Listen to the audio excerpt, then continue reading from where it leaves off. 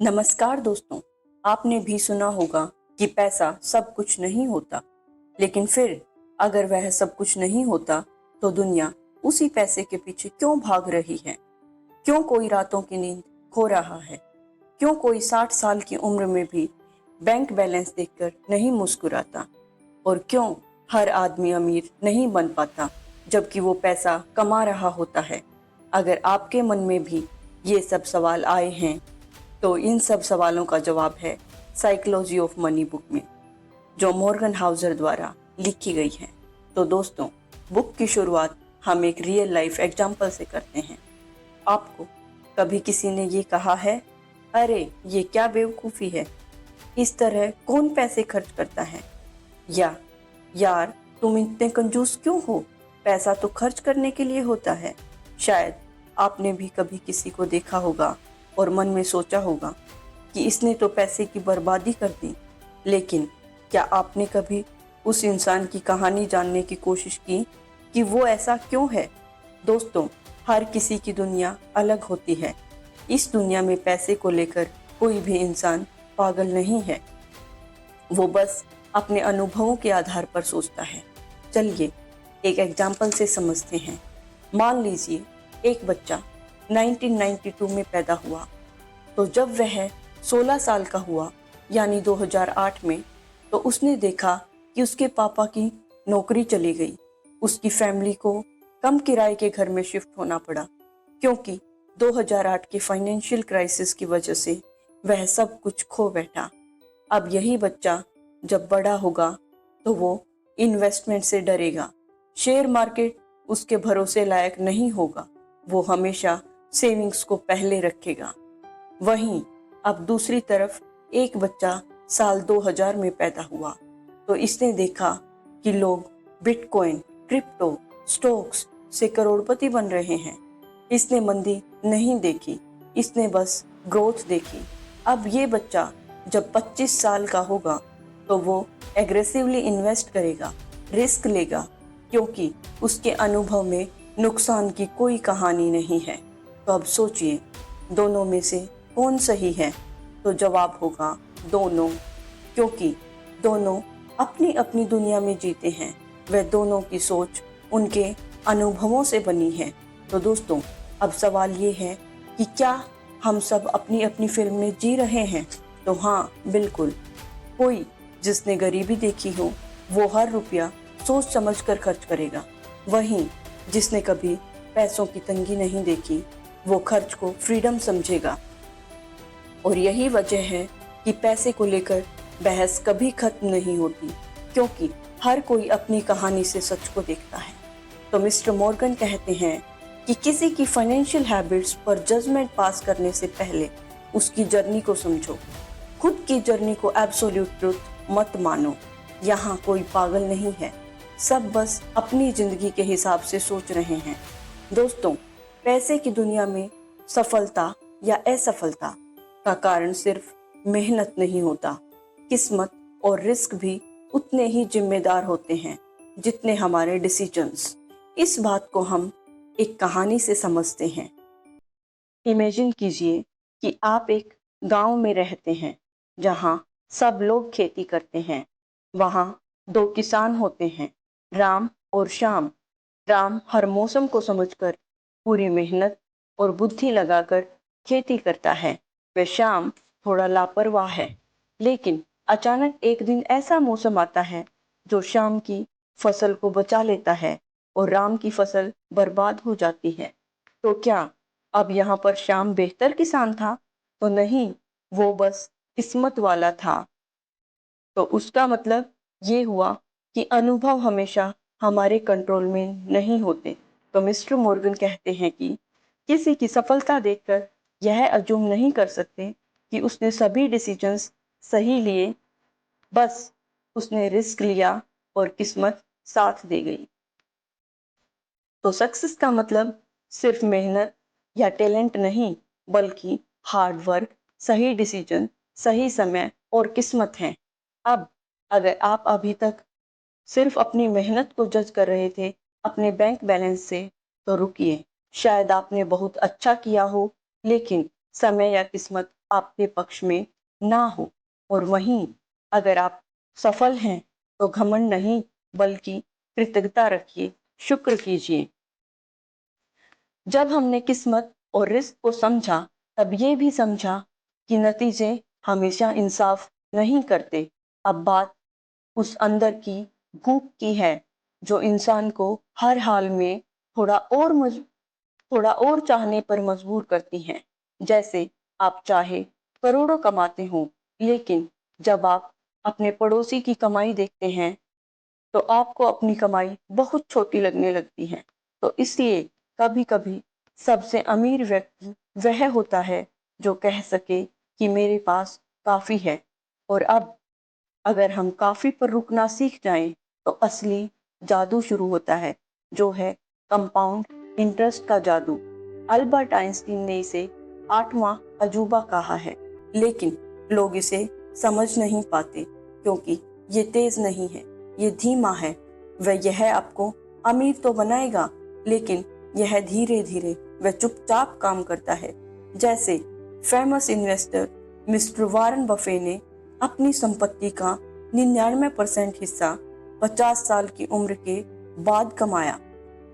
तो जब patience, consistency और एनफ कहने की क्षमता, जब ये तीनों मिलते हैं तब कंपाउंडिंग अपना कमाल दिखाता है। तो क्या सिर्फ अमीर बनना काफी है? तो जवाब है नहीं, असली खेल है अमीर बने रहना। मिस्टर मॉर्गन कहते हैं कि धन कमाने के लिए हिम्मत चाहिए, लेकिन उसे बचाने के लिए डर और विनम्रता चाहिए। आप किसी भी सफल इन्वेस्टर की स्टोरी पढ़ लीजिए।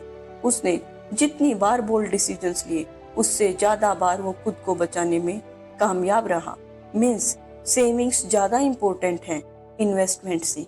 फिर किताब कहती है कि जब आप खुद को बचाए रखते हैं तब आप उस पल का इंतजार कर सकते हैं जो आपकी पूरी जिंदगी को बदल देता है।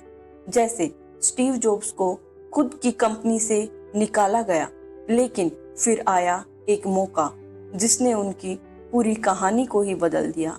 तो आपको बार बार जीतने की जरूरत नहीं है, बस वो एक मौका चाहिए। तो क्या हमें वो मौका सिर्फ अमीर बनने के लिए चाहिए?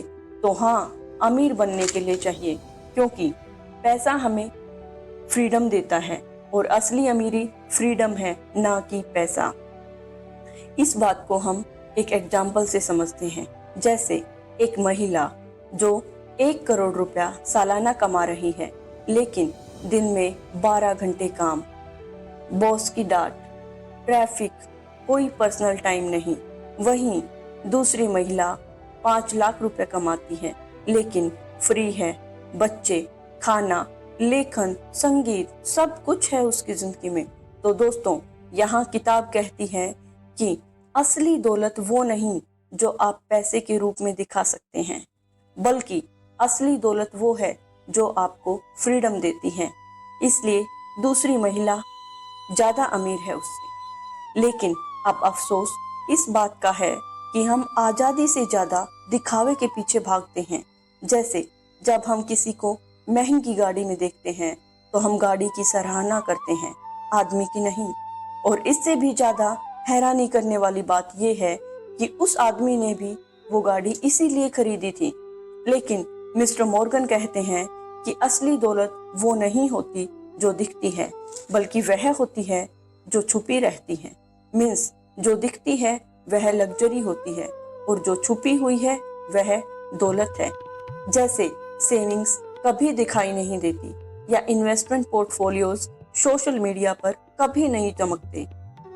और जब हम दिखावे से ऊपर उठ जाते हैं तब हम एक और चुनौती से टकराते हैं, खुद से, क्योंकि हमारे अंदर लालच और असंतोष होता है। अब बात करते हैं वो ताकत जो हमें अमीरी की असली स्वतंत्रता देती है, वह है बचत। लोग सोचते हैं कि ज्यादा कमाना ही अमीरी है, लेकिन असली अमीर वो होता है जो कमाने से ज्यादा बचाता है। बचत न सिर्फ पैसों को संभालती है, बल्कि आपकी मानसिक शांति भी खरीदती है। और यही शांति तो हमें आने वाले जोखिमों से लड़ने की ताकत देती है। अब सवाल उठता है कि क्या हमें हर फाइनेंशियल डिसीजन को लॉजिकली लेना चाहिए? तो नहीं, हमें प्रैक्टिकली सोचना चाहिए। अब जब आपने बचत करना सीख लिया और प्रैक्टिकल भी बन गए, तब भी एक प्रॉब्लम है, अनिश्चित भविष्य। जैसे 2008 की मंदी या 2020 की महामारी, कोई इसे प्रिडिक्ट नहीं कर पाया था। तो इतिहास से सबक लें, लेकिन ये मत सोचें कि सब कुछ फिर से दोहराया जाएगा, पर किसी भी अनिश्चितता के लिए तैयार रहें। जैसे आपने एसआईपी की, निवेश किया और इमरजेंसी फंड भी बनाया, पर फिर भी एक मार्जिन ऑफ सेफ्टी बनाइए। यही आपको असली सुरक्षा देगा। मार्जिन ऑफ सेफ्टी से यहाँ क्या मतलब है, इसे भी हम एक एग्जाम्पल से समझते हैं। मान लीजिए आपके पास 1 लाख रुपए है। आप एक ऐसा स्टॉक खरीदना चाहते हैं जो आपको लगता है 200 रुपए तक जा सकता है, लेकिन अभी वो 180 पर है। अगर आप बिना सोचे समझे 180 पर ही उसे खरीद लेते हैं, तो स्टॉक प्राइस 120 रुपए हो जाता है, तो आपको बहुत नुकसान हो सकता है। इसलिए आपको वह तब खरीदना था जब वह 150 रुपए आ जाए, ताकि आप ज्यादा नुकसान से बचे रहें। और यही है मार्जिन ऑफ सेफ्टी। जब हम अपने फाइनेंशियल गोल्स बनाते हैं, तो हम सोचते हैं कि 10 साल बाद भी हमारी सोच, इच्छाएं और प्राथमिकताएं वैसी ही रहेंगी।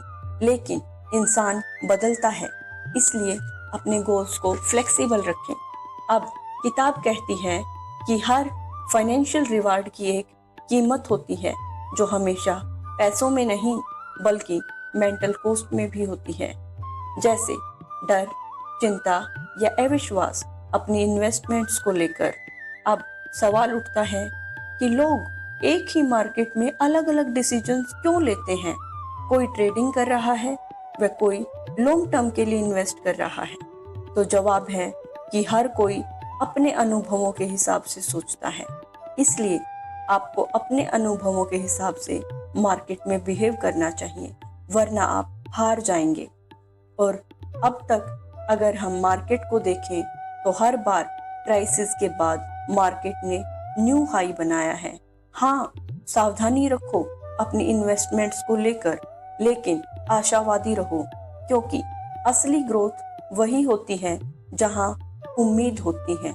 मॉर्गन कहते हैं कि अगर मार्केट में डर का माहौल बन भी जाए, तो उसमें भी हमें समझदारी और संयम से काम करना चाहिए, ना कि जैसे 2020 में मार्केट गिरने पर लोगों ने पैनिक सेलिंग स्टार्ट कर दी थी। इसलिए अपने डेटा और एक्सपीरियंस पर भरोसा करें, क्योंकि पैसा कमाना मैथ्स नहीं बल्कि मानव व्यवहार का खेल है। जिसने खुद को समझ लिया, उसने पैसे को जीत लिया। मिस्टर मॉर्गन कहते हैं कि उन्होंने खुद बहुत गलतियां की, पर उन्होंने सब कुछ सीखा समय के साथ। तो कोई भी तरीका सही नहीं है, सिर्फ वह तरीका सही है जो आपके लिए काम करता है। अब हम इस किताब के कुछ इम्पोर्टेंट सीख जो हम अपनी डेली लाइफ में उतार सकते हैं। तो पहली सीख, बड़ी इनकम नहीं बल्कि बड़ी सेविंग्स आपको अमीर बनाती हैं। इसलिए महीने की शुरुआत में ही सेविंग्स अलग करें, फिर खर्च करना शुरू करें। हर समय सब कुछ प्लान के मुताबिक नहीं होता, इसलिए किसी भी इमरजेंसी के लिए फंड्स जरूर रखें। लोग क्या कर रहे हैं उससे प्रभावित मत हो, सबकी अपनी फाइनेंशियल रेस है। शॉर्टकट्स मत ढूंढो, कंसिस्टेंट रहो। जैसे 10 साल की योजना बनाओ, 10 दिन की नहीं। फाइनेंशियल डिसीजन हमेशा शांत मन से लें। जब भी निवेश करो तो मेंटल पेशेंस की कीमत चुकाने को तैयार रहो। जरूरत और चाहत में फर्क समझो, जो जरूरी है सिर्फ उसे ही खरीदो। पैसा कमाने से ज्यादा फ्रीडम पर ध्यान दो। तो दोस्तों, पैसा सिर्फ नोट नहीं, ये है हमारी भावनाएं, डर और उम्मीदें, और सबसे बड़ी बात हमारा नजरिया है। तो द साइकोलॉजी ऑफ मनी हमें सिखाती है कि कैसे सोचो, कैसे बचाओ, कैसे जियो, ताकि पैसा आपका गुलाम बने, ना कि आप पैसे का। धन्यवाद।